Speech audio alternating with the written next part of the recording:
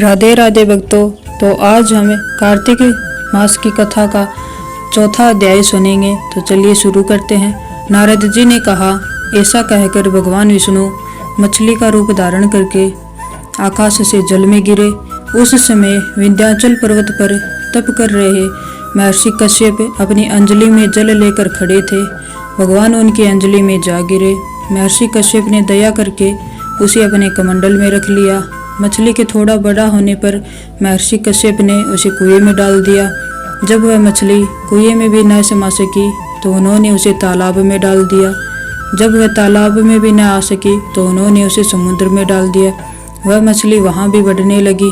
फिर मत्स्य रूपी भगवान विष्णु ने इस शंखासुर का वध किया और शंखासुर को हाथ में लेकर बद्रीवन में आ गए। वहाँ उन्होंने संपूर्ण ऋषियों को बुलाकर इस प्रकार आदेश दिया, हे मुनीश्वरों, तुम जल के भीतर बिखरे हुए वेद मंत्रों की खोज करो और जितनी जल्दी हो सके उन्हें सागर के जल से बाहर ले आओ। तब तक मैं देवताओं के साथ प्रयाग में ठहरता हूँ। तब उन तपोबल संपन्न महर्षियों ने यज्ञ और बीजों सहित संपूर्ण वेद मंत्रों का उद्धार किया। उनमें से जितने मंत्र जिस ऋषि ने उपलब्ध किए वही उन बीज मंत्रों का उस दिन से ऋषि माना जाने लगा। तदंतर सब ऋषि एकत्र होकर प्रयाग में गए। वहां उन्होंने ब्रह्मा जी सहित भगवान विष्णु को उपलब्ध हुए सभी वेद मंत्र समर्पित कर दिए। सब वेदों को पाकर ब्रह्मा जी बहुत प्रसन्न हुए। उन्होंने देवताओं और ऋषियों के साथ प्रयाग में अश्वमेध यज्ञ किया। यज्ञ समाप्त होने पर सब देवताओं ने भगवान से निवेदन किया, देवादिदेव जगन्नाथ, इस स्थान पर ब्रह्मा जी ने खोए हुए वेदों को पुनः प्राप्त किया है और हमने भी यहाँ आपके प्रसाद से यज्ञ भाग पाए हैं। अतः यह स्थान पृथ्वी पर सबसे श्रेष्ठ, पुण्य की वृद्धि करने वाला एवं भोग तथा मोक्ष प्रदान करने वाला हो।